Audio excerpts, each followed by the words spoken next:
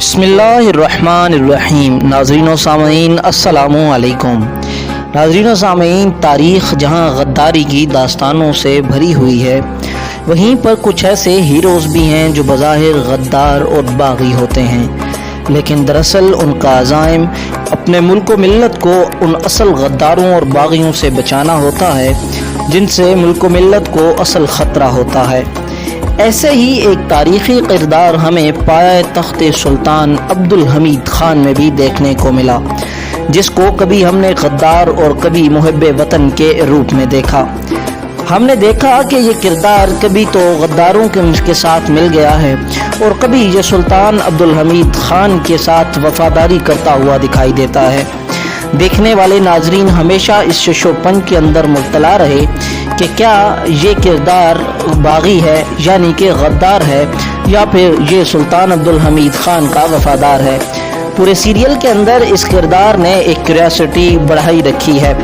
जब गद्दार हुआ तो खुल के गद्दारी की, जब राह रास्त पर आया तो मुल्क मिल्लत के लिए सब कुछ किया, यहाँ तक कि मुल्क कौम और अपने सुल्तान की मोहब्बत ने उसकी मुहिब में अपने आप पर गद्दारी का लेबल भी लगवा लिया।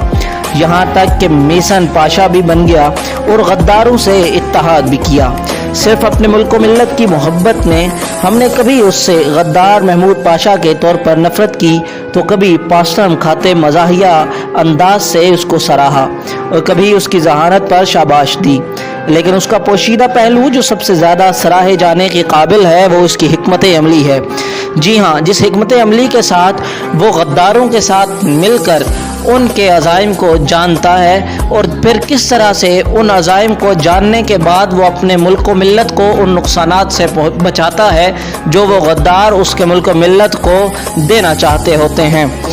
दुश्मन बनकर, गद्दार बनकर मुल्क कौम सुल्तान की खिदमत करना, ऐसे तारीख़ी हीरो को सराहना और इन जैसे लोगों की कदर करना इस चाहिए। सलाम है ऐसे लोगों को जिनको जीना मरना मुल्क व मिल्लत के लिए होता है, जिनकी वफादारी और गद्दारी भी मुल्क के लिए ही है। अगर हम देखें तो पाशा जब सुल्तान से मिलते हैं तो सुल्तान से बड़े वाज़ेह अल्फाज में कहते हैं कि जब से आप सुल्तान बने हैं मेरी तमाम तर वफादारियाँ तब से सिर्फ आपके साथ हैं।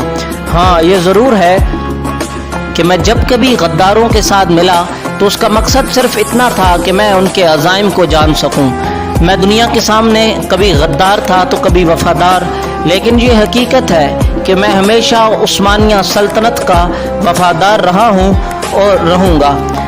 पाशा की अजीब हिकमत अमली थी कि जब जहाँ सारे लोग गद्दारों से लड़ने का सोच रहे होते थे, पाशा खुद गद्दार बनकर गद्दारों से हाथ मिलाते थे और उनकी तमाम तर खुफिया हिकमत अमली को जांच लेते थे और फिर उनको उन्हीं की ज़ुबान में जवाब देते थे।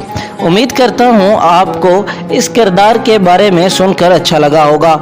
मज़ीद इसी तरह की वीडियोस के लिए www.urdubolo.pk हमारी वेबसाइट का ज़रूर विज़िट कीजिए और हमें हौसला अफजाई करते रहा कीजिए ताकि आने वाली वीडियोस हम आपके लिए मज़ीद बेहतर से बेहतर ला सकें। अल्लाह हाफिज़, अल्लाह निगहबान।